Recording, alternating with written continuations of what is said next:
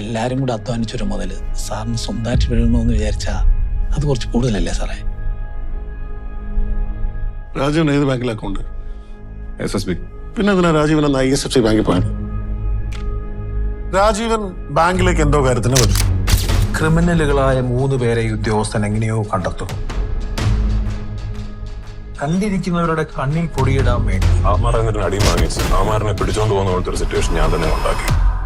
മമ്മ പറഞ്ഞു പപ്പ അടി കൂടാൻ പോയിട്ടാണ്. ആണോ പപ്പ? ആ എന്ത് ചെയ്യാനാ സാറേ, കയ്യിലൊരു പണ്ടേ കുറച്ച് മോശം.